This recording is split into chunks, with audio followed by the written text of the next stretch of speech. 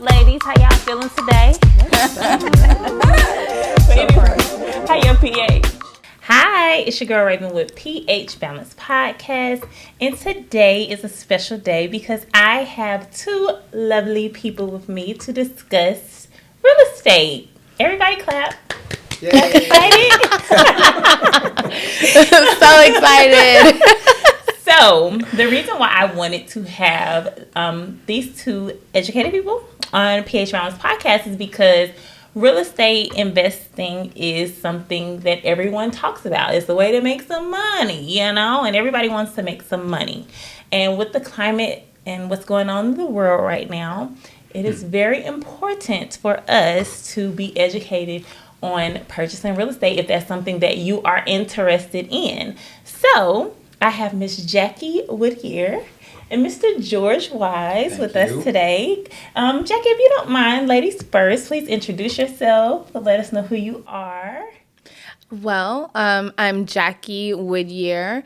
I go by Carolina's Homegirl on Instagram, so you can find me there.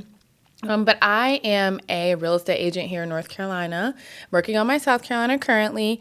But I work for Henderson Ventures and have been in real estate since 2018. Okay, and Mr. George, if you don't mind introducing yourself. Well, I am George Wise, owner-operator of the Wise team, powered by Cross Country Mortgage. I am licensed in North Carolina, South Carolina, Georgia, and Florida.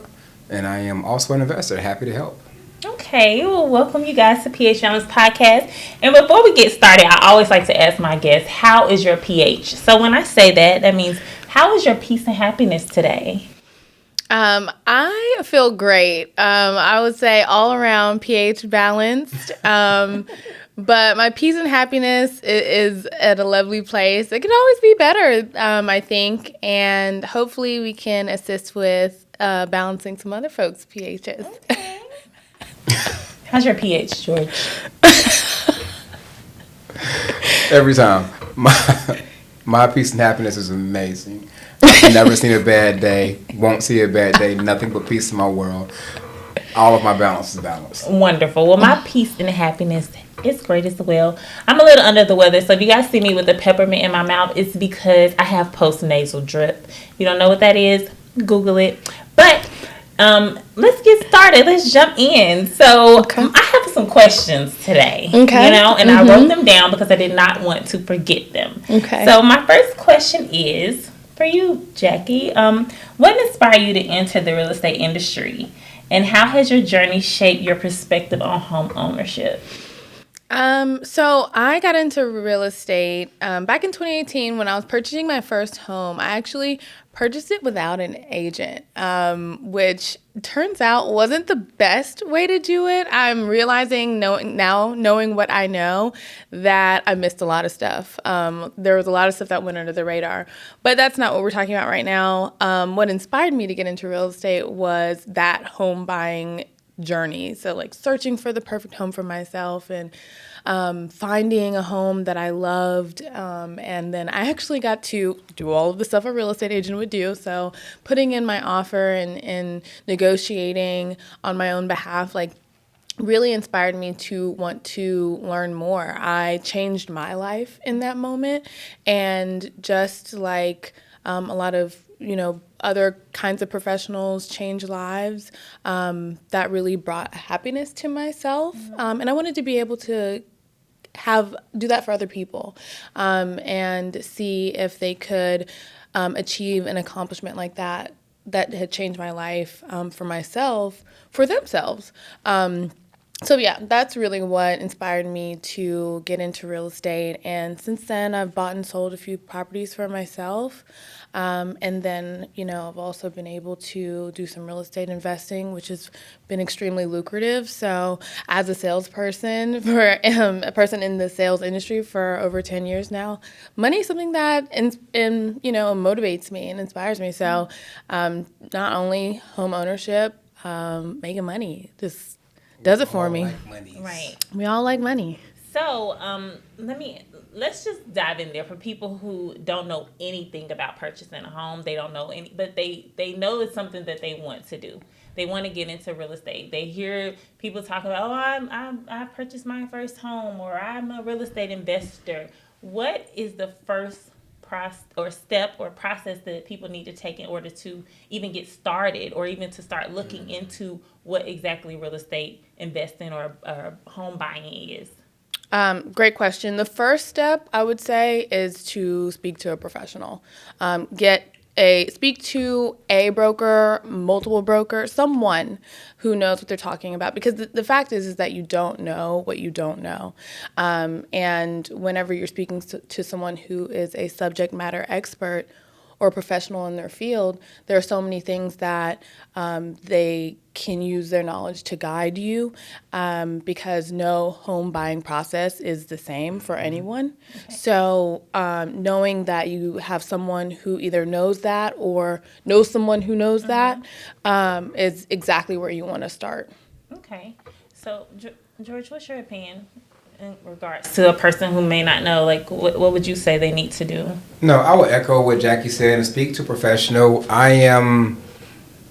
I'm a little biased. If I'm speaking to a professional, I want that professional to have done what I'm aspiring to do. Okay. There are a lot of lenders and agents out there that have never owned a home and haven't gone through the process, because not only do I want my person to understand how to do it, I want to understand how it feels while going through it from my point of view. Right, and I think that's really important, because how are you going to teach me what's best for me if you haven't even had the experience? Because anytime I'm even with anything, if I'm learning something from someone, I'm like, okay, well, what did you do? Have you done this? Right. If you tell me how to invest my money, have you invested your money? How did you make your own money grow? Very true. So I think that is definitely important to find someone who is knowledgeable in the field, and that can lead you and to make the right decision for your pockets.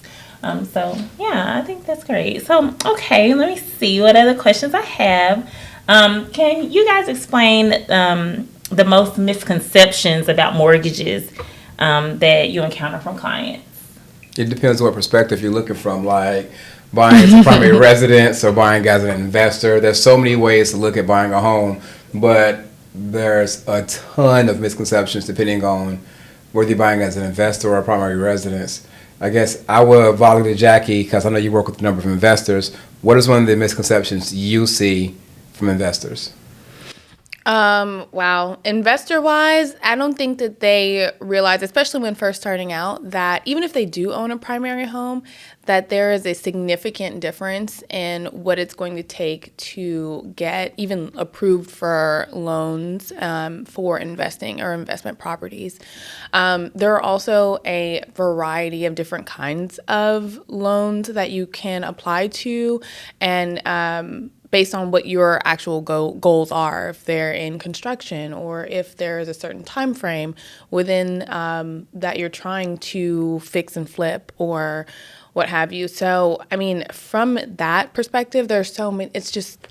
There's so many different things that people watch a lot of social media. Oh my gosh! So there are so many social media experts that come with their information, and then you have to kind of fight against those obstacles, because they're either myths and things that may have changed from this year to last year, or this quarter to last quarter. So there are some professionals on social media, and there are a lot of content creators on social media. Yeah, I should have said professionals. Yeah, and there are some that I know that really know their stuff. I know a few that really know their stuff. There's a lot that I'll say that are creating content, and they are clickbaiting to get you to like and share. Yeah. I'm sure you get the same thing. I get a lot of folks like, "Hey, George, is this real?" And I'm like, kind of. Yeah, they missed that big thing that you should know. Right. I was gonna say, if the video is like 15 seconds long, you're probably not getting the full story. So just be wary. Okay, so let me ask you guys a question. So the first step, let's start from the beginning, would be, if you're interested in investing in real estate, is to find someone knowledgeable. Get with a real estate agent, right? Yes. Like Jackie, and then see what are your options. Jackie is the person who's going to lead you. She's going to be the one that is guiding you through the way. So you want to find someone that you trust. And Jackie has experience. She was an investor first. She purchased her you say you purchased a home for Yes. investment home, Yes. and then she got into the field. So she's someone that has a little experience. And you say you were flipping houses, right? Yeah, so I've purchased my own primary residence, bought, sold, bought again, and also I've done a few fix and flips as well. Okay. So when purchasing a home, we know that credit is important, correct? Mm-hmm. Okay. So what are some stigmas around having great credit when purchasing a home? The stigma around credit that people fail to realize, people focus on the score so much. It's less about the score and more about the overall profile of your credit. When I say overall profile, what I mean is your debt-to-income ratio means a lot. How much money you have going out versus what you have coming in, right? You want to keep that debt-to-income ratio as low as possible. And then the second thing is credit history. There are some folks that have higher credit scores and somehow manage to have missed payments throughout the last year or two, and they can't qualify for a mortgage. Your last 12 to 24 months matter more than your score. A lot of people think because, I have a 620, I have a 680 or 700, I qualify for a home. That's not exactly true. If your credit history does not support that you're going to continually pay things on time, you may not get approved. Okay. Yeah. Also, when you go and check your credit score and you see that it's nice and high 6 or a 700, don't go buy a car. Everyone, don't go and make a huge purchase on your credit right before you try to do something extremely significant like buy a home. It could totally throw off that DTR, debt to income ratio, and could be that one reason why you don't qualify versus if you do. Well, is there a credit score that is too low? Like, no, there you could look at that credit score, or they come in and say my credit score is this, and you're like, oh, we don't need to even check. Like, the answer is no. I think you'd be surprised. No? I'm not gonna say no because I've had people that had pretty good credit scores before, but their debt is so overwhelming. It's like, yeah, there's not a conversation here. You probably should file bankruptcy. I know I had a girl that came in many years ago, at least 11, 12 years ago, scores in the mid sixes. However, I think she had something like 42 open accounts that all had a balance on them. Wow. And she was working HR, making like $50,000 a year. Only thing you really can do is file bankruptcy at this point. I had a guy come in, Mr. Hernandez, many years ago, and his score, I think, was a 528. However, he just needed to open 2 credit cards because he had no credit at all. And within 45 days, he was at a 740. So the score itself isn't always revealing to the whole ability to buy. Right. Okay. All right. Okay, so how do you see the current economic climate affecting real estate trends and mortgage rates in the near future? It feels like we're in a washing machine right now. These last 3 weeks have been a roller coaster. They're so eventful. You don't know what's getting thrown at you. And I would have answered this question differently 3 weeks ago. But now knowing what I know, I think there's a just looming question mark over what is to come. However, because we're fortunate enough to live in this Charlotte market where people move here, over 100 people move here every single day. It doesn't seem like our particular economy is slowing down in any way, maybe leveling out, but there's always going to be someone who wants to buy the home that you're selling. Right. It may not happen as quickly as it once did while we were in COVID, but from my personal experience, things seem business as usual. But, that doesn't mean that that won't change. However, from a lending perspective, I'm sure you see a very specific number. I have a lot. I'm sure you see the ups and downs of the interest rates and everything. So, yeah, I'd love to know. So before I say anything, everyone's entitled to their own political opinion. I don't have one to give anywhere publicly. However, here's what I think. With all of the layoffs we're seeing from a federal point of view, and they're trickling down into the standard economy, that leads to sign that, and I believe for a while, we've been in a recession, so I feel like we're headed to a recession. In recessions, historically, rates, they dive. right? So what should happen, theoretically, we go into a recession, the government starts buying mortgage-backed securities, which makes rates go down, and then at the same time make home ownership more affordable for people again. The challenge is if there are going to be enough people employed to buy the homes, the challenge is going to be if there are going to be any divides in programs available for people because of government regulation. There's some of the things we're seeing right now, some would argue are very divisive in your economic standing in life right now. So if that divide becomes greater, some folks may not have the ability to buy. Lord forbid the government comes in and say, hey, we're mandating 10% down. We're taking away down payment assistance programs. There are some things that are currently being taken away or being communicated that may be taken away in the current economy, that if those same structural abilities come to mortgages, a lot of people may not be able to buy a home, which then makes home ownership more of an investor point of view.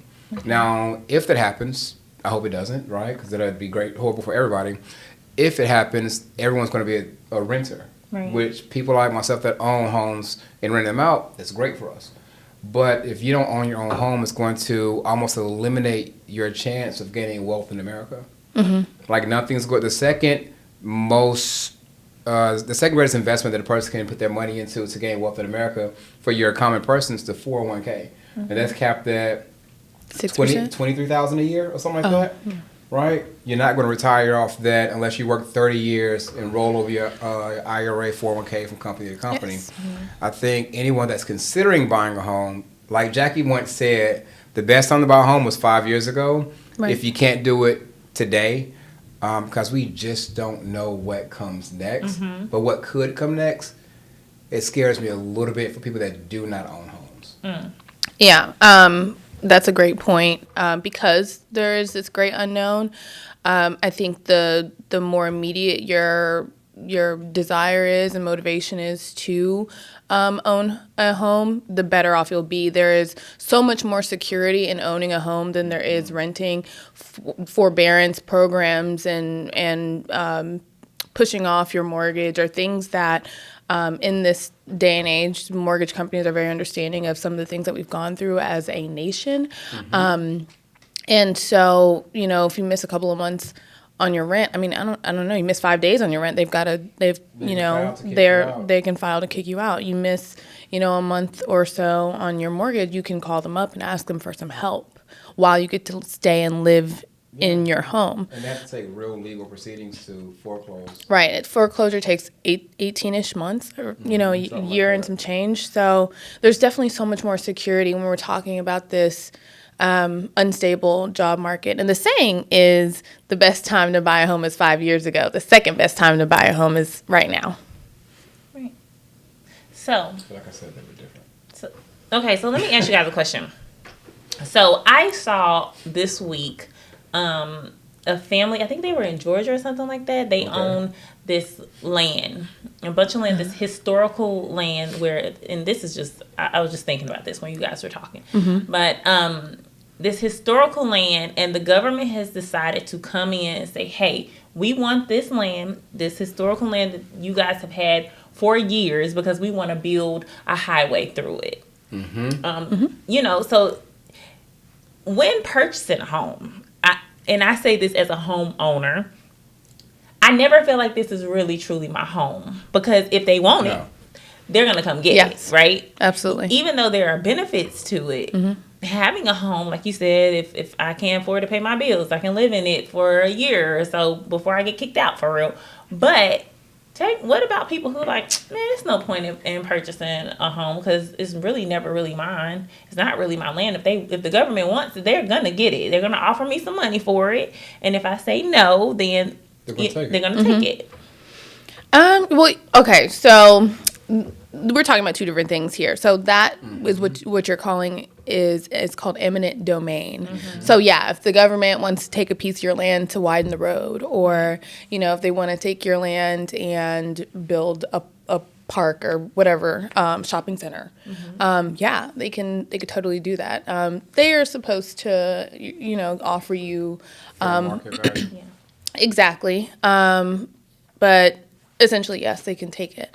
And then you said the other part you said was about like not being able to pay your mortgage. That's a totally different thing. Nobody wants to take your home from you in that regard, unless you've defaulted so much so that, you know, you're now a liability. So they're not going to just take your home because you're having a temporary setback. So that's not a thing, but, you know, you have to be vocal and willing to work with your lender to make sure that you can find some kind of solution. Now, eminent domain, that's another story, right? I mean, that could happen anytime, anywhere, any place, any person. But you know, that's just part of it. Yeah. It essentially, yeah. What's your opinion on that? So, I mean, I know this is off tough. could bad things happen? Sure. I mean, bad things happen in all parts of life, right? And no one really plans for them to happen, but that happens so few and far between. It shouldn't be a real concern of anyone at all. What I would think is anyone that thinks like that, keep in mind the benefits of buying a home. It's the equity. Buying a home is about equity more so than anything to me. So many people have an emotional attachment to their home. I don't have an emotional attachment to my home at all. My thought process, if the right person knock on my door with the right number, this is their home, they offer enough, this can be their furniture too, right? So, you know, the idea is like, how else? Homeownership is a key to retirement, to allow you to retire. Where else? I bought a home here in Charlotte. What are we in, 2025? I'm saying 2022. 2022, I bought the home, and I paid $130 for it, $150, something like that, right? Rented the house out for a year and some change. I put about $10,000 in it, and then I sold it a year and a half later for $280. Where else do you make $100,000+ on any investment in a year and some change? Right? And the payment the whole time, I think it was like $550, $600 a month. Where else can you do that? What other instrument do you have? There's not one. And it's the safest one to have, because if the home doesn't go up, let's imagine that the home doesn't go up, right? And then we go into a recession, people lose their jobs, yada, yada, yada. Everyone's on Section 8. You have a place for those people to say the government's going to pay you for it. Guaranteed every single month, right? Push come to shove, that home just created income to have offset what you got going on in your world. There's no safer investment, in my opinion, than homeownership. Okay. All right. Well, can you guys share a success story of one client that you guys had and you remember them, like, or, you know, you're like, you know what, this brought me so much joy helping these people get in their home or with their purchase or whatever.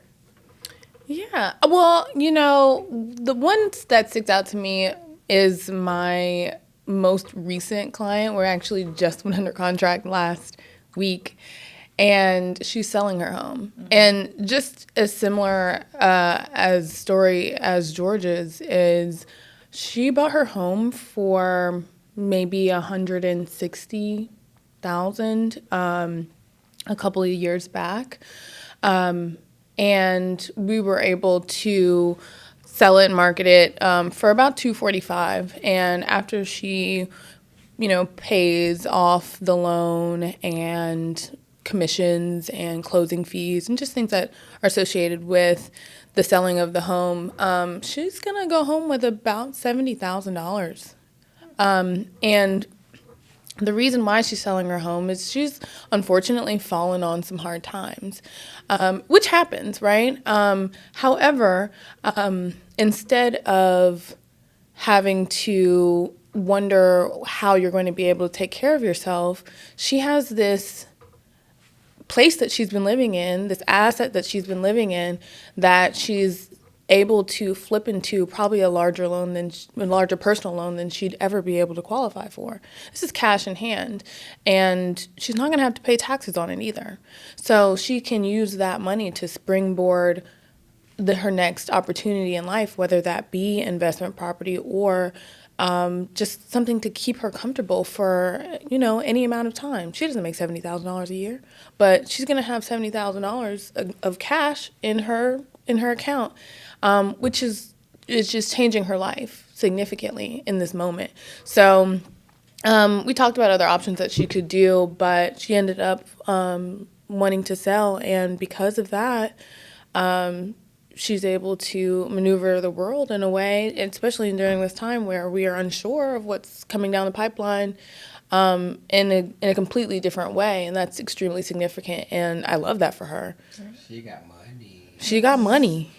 You know? Yeah, and a lot of people don't have $70,000. So a lot of people don't have $70,000. Right. She can, she can breathe. She can relax. Even if it's just for a moment until she decides what she wants to do next. But that's the significance of homeownership to me. Yeah. So what about you? I've never met a client that I've enjoyed. I'm lying. I have two. I generally enjoy all my clients, which is a blessing and a curse because I take it personal when I do these deals. But first one, shout out to India Curtis in Georgia. She brought me our first client together actually, and she's like, I need a miracle, I need it fast.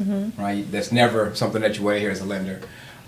This particular set of clients, the husband had a history that to no real fault of his own, I guess, at this point in his life, where a lot of apartment complexes weren't crazy about renting to them.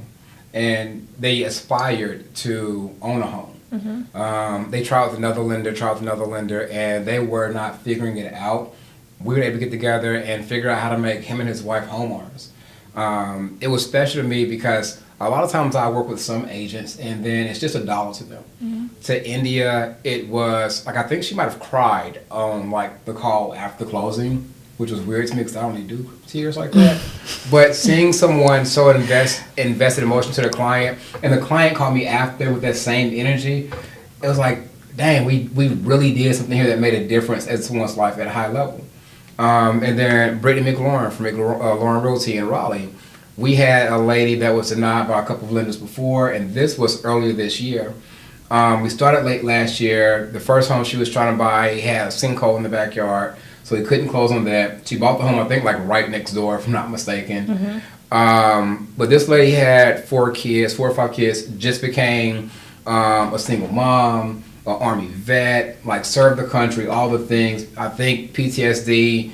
And she was like, it's not going to happen, it's not going to happen, it's not going to happen. Because of self-talk and what others have said no already, Brittany toughed it out, we toughed it out with her, and we were able to get her and her kids into a new home. She walked in a home, and it's a sense of like freedom coming from, what I believe was an abusive relationship, marriage type situation, to walking into, this is mine, and we are safe. Like, stuff like that is huge to me. Does that make sense? Absolutely. So you're not, how do you show affection if you don't like tears? Women, we cry. There's no crying in baseball. No, I mean, I'm a father. Anyone dating George, I feel for you. Professionally and personally, I am 2 different people. Okay. I am able to use my words effectively. I communicate. I believe in therapy. Okay. All the things. Okay, contestant number 1, right? George said he's consider yourself intelligent. Right. So, George, you are the money guy. You are who people come to when they need financial assistance. For a mortgage.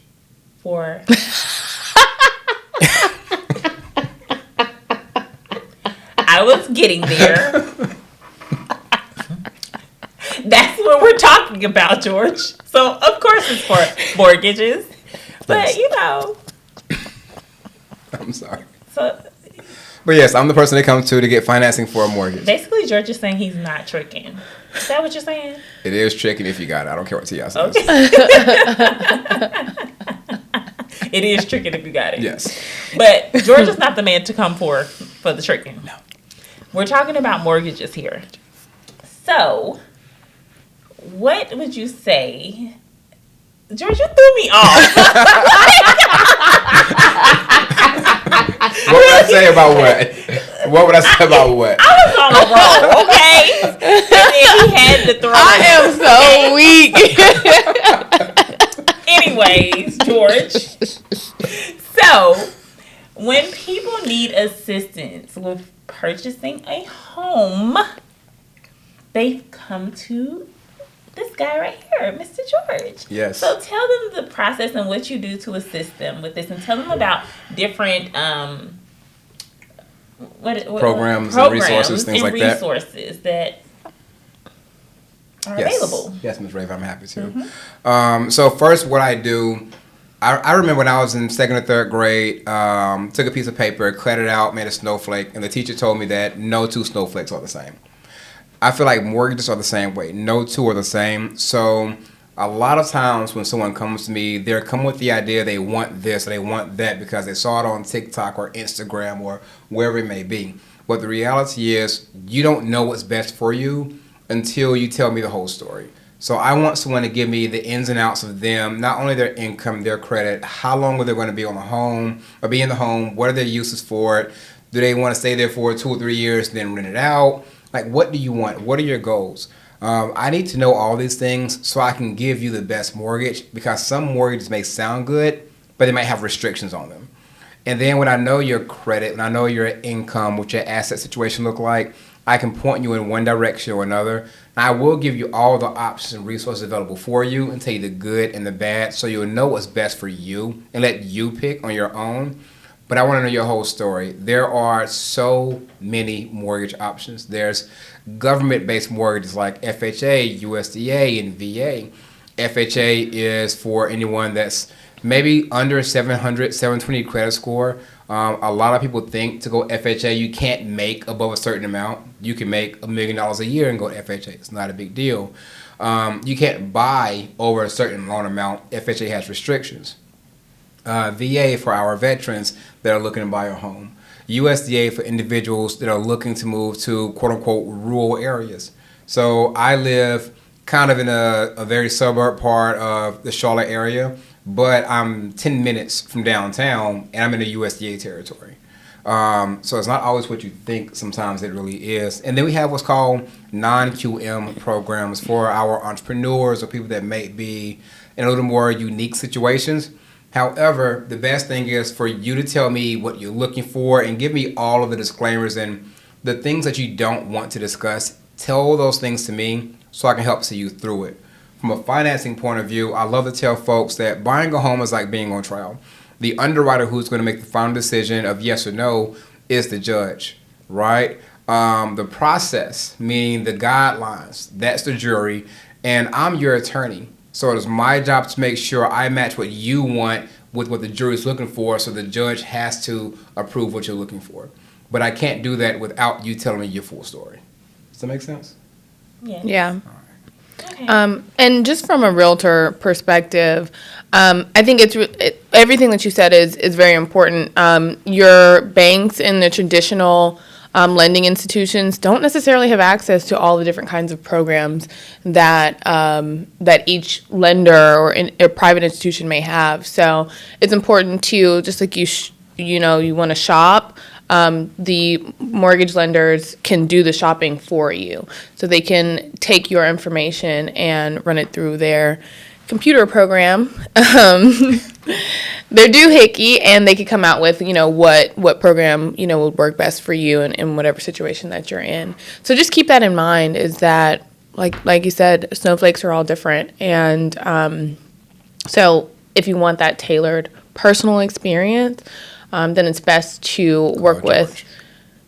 Call George. Call George, but not for tricking. Unless you're tricking. Oh, a new layer of the situation has been added. I am here for funds. Funds. Heavy on the Z. No, but seriously, for all financing, mortgage related, have a conversation with preferably me. I can lend in all 50 states. And even if I'm not the lender you go with, I'm always happy to answer a question for you. I don't mind educating people. I rather enjoy what I do. I'm blessed enough to be one of those folks that love what I do every single day. So I love talking about mortgages. So if you have a question, just give me a call. I know the guidelines inside and out.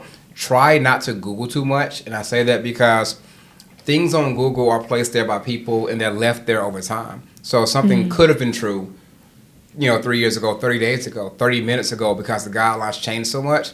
And some things could just be an opinion of someone else.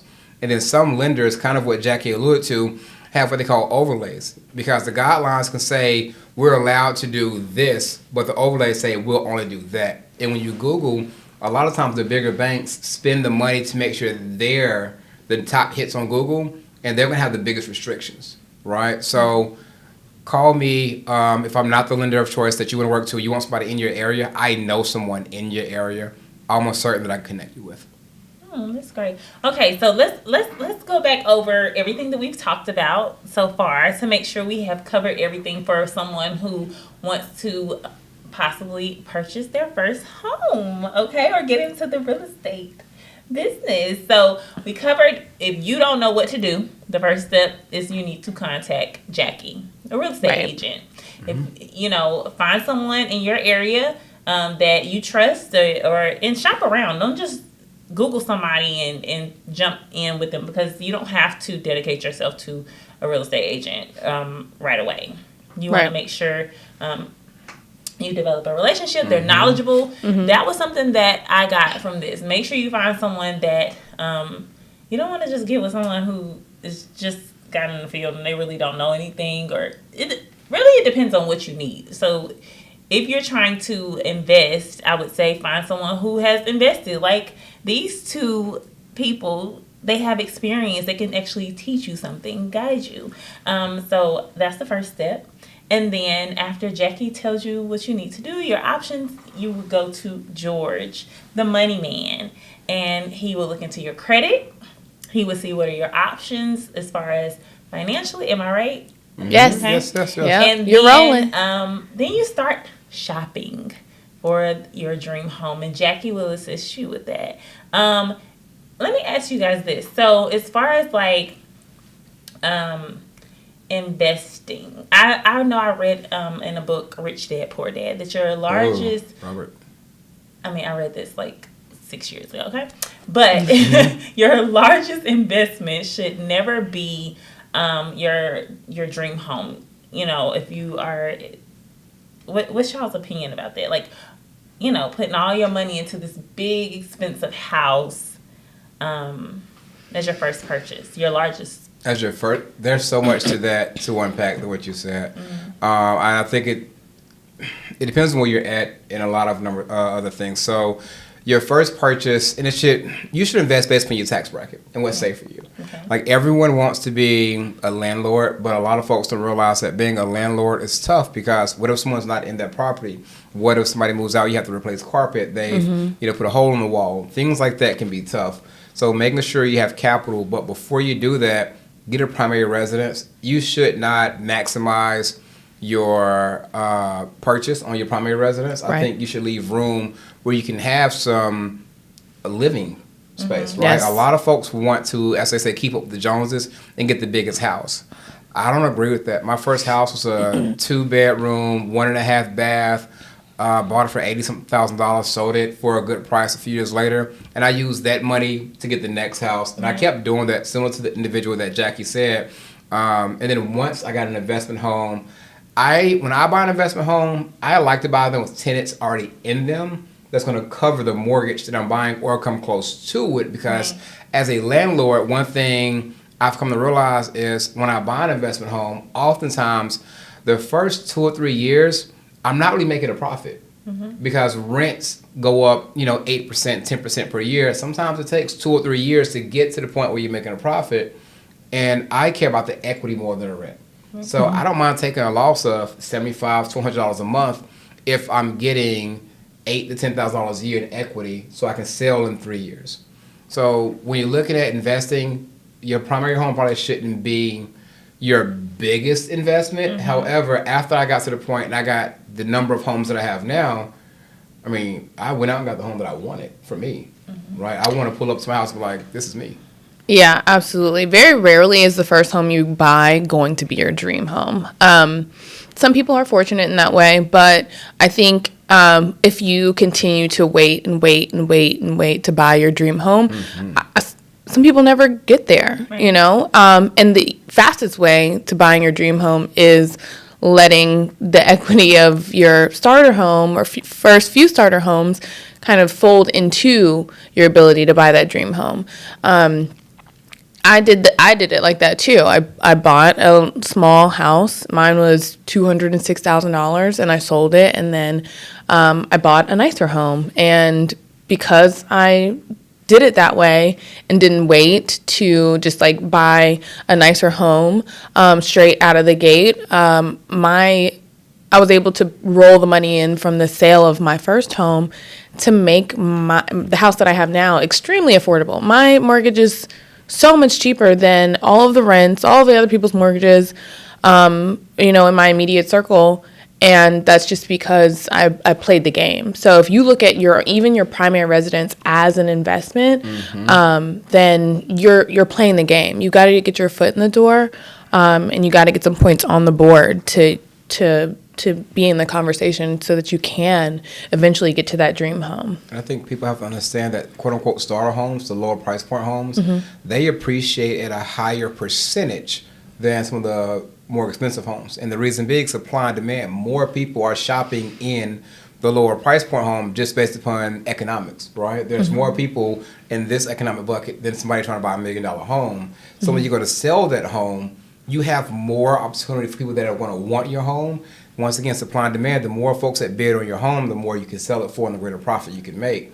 Whereas if your home is $750,000, $800,000, that pool is smaller in this market. Some markets that's cheap, but in this market that pool is smaller, so you may not get as much appreciation as fast in the first 1 to 3 years, right? Okay. Well, let me ask you guys this. Can you discuss the emerging trends in refinancing that homeowners should be aware of right now? Be wary of equity stripping. Gosh, this could be a lot more than I'm going to give it out, but first and foremost, like since 2008, theoretically, with the exception of a small gap between 2016 and 2019, rates have been crazy low, right? Now, and home prices have been going up. So during that time, refinancing to get money out to pay off debt was a great thing because you can borrow money against your home at 2 and 3%, pay off high interest rate credit cards at 20, 30%. That makes sense, right? And then during COVID, people kept getting what they call free money from the government, so they had their spending that never slowed down. So people are still spending like you're getting a stimulus check every month.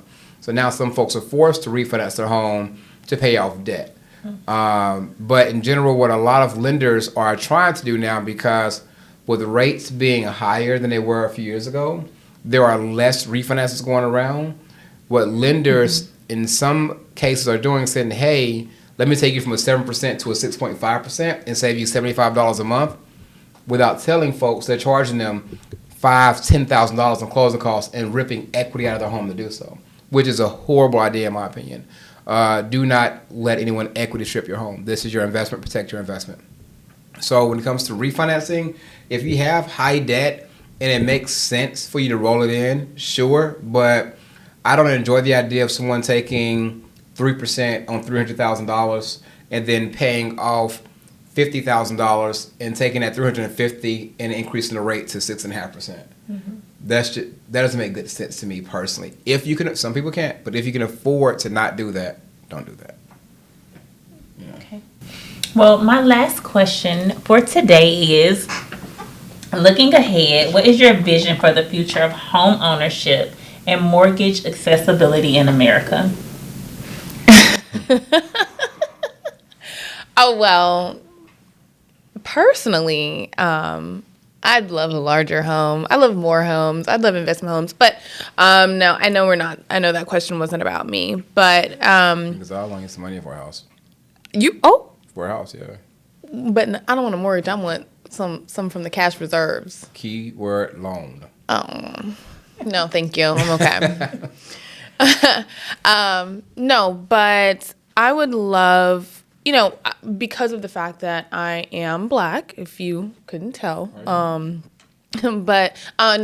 because of the fact that I'm Black, and I serve, I do a lot of philanthropy, and I care about my community, locally and just in general, and I so badly want the greater Black community and minorities to learn and trust themselves, so that investing in a home, so they can understand that investing in real estate, whether it's a home or otherwise, is how we get into the game. It's how we are able to, it's the easiest way to create generational wealth. And it is a way that you can leave something tangible for those who come after you. And it gives you a step in the right direction, a step ahead. It gives you that leverage. It gives you so many things that, you know, it may feel like a harder path to take, or it may seem like something so far in the distance that you can't achieve it. But it is well within reason, and with the right professionals guiding you, and with goals, and if we just eat the elephant one bite at a time, you can do it. Right.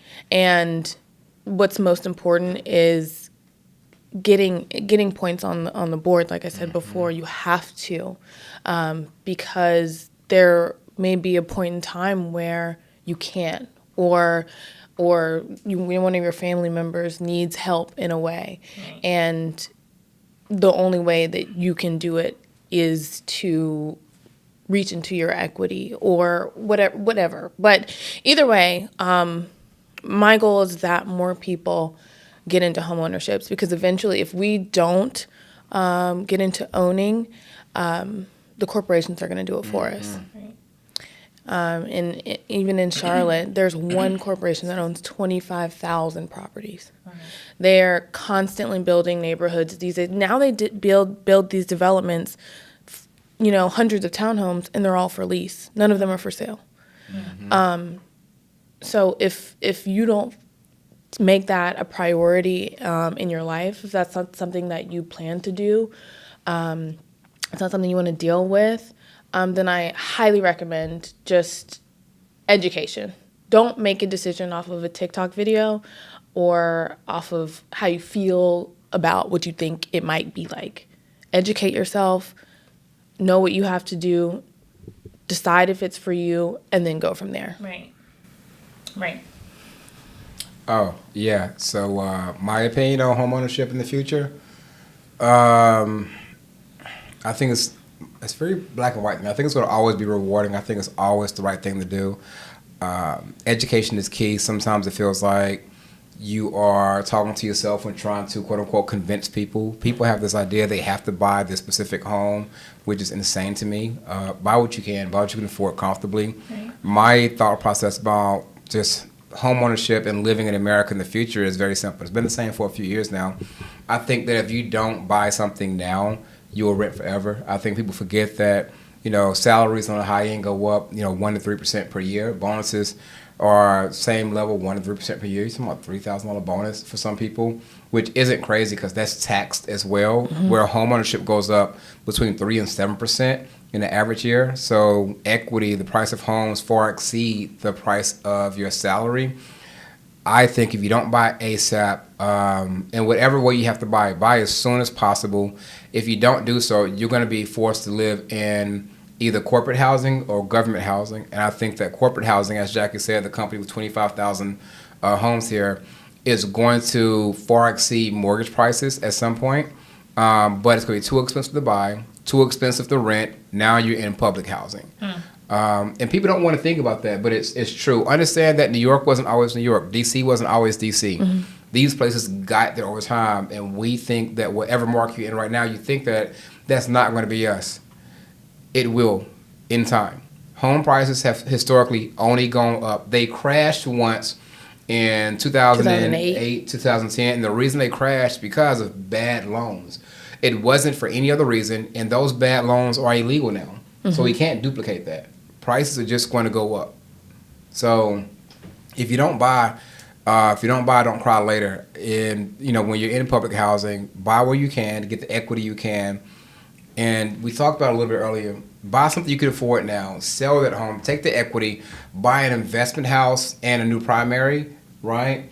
And then you have someone to lay your head at, and you have something making money for you. And then every couple of years, if you can stick to it, keep doing that to the point where you're buying and selling investment homes, and then you can eventually either pay off your current primary or sell half of it and buy your new dream home cash and still have retirement income coming in, because we don't know if Social Security is going to be a thing in the future either. Yeah. You have to have a plan And I believe that everyone's plan should start with real estate. My personal belief. I love that. Being a homeowner, and it was a goal of mine, and it doesn't matter what age you are. It doesn't matter where you are in life. You know, if this is something that you want to do it. And my goal was to become a homeowner before the age of 30, and that's what I did. Some people become homeowner. I know a girl who bought her first house straight out of high school. Her family was educated on stuff like that. The home was in foreclosure, and she invested in her first property. And, you know, so some people buy their first home at 70 years old, but whatever journey life may take you, if this is something that you want to do it. And like George and Jackie both said, that, you know, it's beneficial for you to buy a home, have something to leave your family, and even borrowing from. You know, and not to cut off your speech there, because it was such a beautiful monologue. You know what? He's such. I'm so charming is what she's trying to say. So charming. Wonderful. so nice. No, there's a guy. Such a sweet guy. It doesn't compete with like my favorite closings I've had. But there's a guy. It was during COVID. I don't remember the year, but he was 92 years old when he bought his house. And when I spoke to him, he said, "I want to buy something to leave my kids." Mm-hmm. And his kids were 50s, 60s, something like that. But he wanted to buy something to leave his kids. He bought the home. Now, this is a little morbid, but it has a sunny ending. After closing, he left and went to the hospital, and he never came out of the hospital. However, his realtor, because he worked with such a great realtor, negotiated a deal where his home appraised, you know, above what he had. The daughters made the payments for as long as they could, and like a year and a half later, they decided to go and sell the home. Well, that investment he made, they sold the home and walked away with another $180,000. So he still left his kids another $180,000. You mentioned something earlier about, hey, the county or the city want to come take your property. Right. I got a client, Miss Joanne from Wilmington. Her dad bought tons of land when she was younger. When I did her mortgage, I was like, hey, Miss Joanne, what is this $250,000 deposit out of nowhere? Because, Miss Ma'am, you don't got no job. Like, where does money come from? She's like, and she explained to me, her dad bought all this land. Wilmington wanted it back, so they had to take their family to court to get the land. Mm-hmm. So it wasn't like just they took it. The family hired an attorney to fight with Wilmington, and I think over a number of years, Wilmington had to pay that family millions of dollars. His children are taken care of for life, well after, you know, he's left this earth, because he bought something for them. Right. Right. So that was wonderful. Sorry. That was just a great story. Thank you, George, for that. Beautiful soliloquy. Yes. I love me too. We got him back. I love me too. I'm sort of talking about good men doing right by their families. And here's how you, fellas, y'all see this? Leave them nothing. Thank you, guys. Leave them nothing. Clearly, I'm joking. Thank you guys so much for tuning in to PH Balance Podcast. And thank you both for coming on PH Balance Podcast and educating us. I'm going to have them back. She was about to say thank you, Jackie. I was not. George, Jackie, please tell every listener where they can find you. Well, thank you also, Raven. It's been a pleasure, lots of laughs and lots of good information. But again, I'm Jackie Woodyear, and you can find me at Carolina's Homegirl on Instagram. And also I work for the Henderson Ventures firm in South Park, Charlotte. You can find me in the club, Bottleful Club. Yes. No, but you can find me on Instagram, WiseGeorgeCLT. Yes. Wise George. He's very wise. Yes. Keep the owl and the red glasses. Yes. If you see the red glasses, it's him. Yes. Yeah, I mean, no autographs, no photos, but if you see it, it's me. And it ain't tricking. Yeah, ask him for some money. That's the quickest way not to be friends. Ask him for some money. Thank you for watching PH Balance Podcast. It's your girl Raven. Make sure you like, subscribe, and hit that button down below. If you have any questions, please feel free to comment in the comment section. Share with a friend who might be interested in investing in real estate. And if you need a real estate agent, have Miss Jackie Jackie's here. And if you need some money, for a loan for your mortgage. Okay, so just know he's not giving unless you're actually tricking. Ain't that what you said? Is it tricking? That's what he said. Oh, okay. That is what he said. Listen, if anybody want to compare some of these bills. Oh, brother, on that note,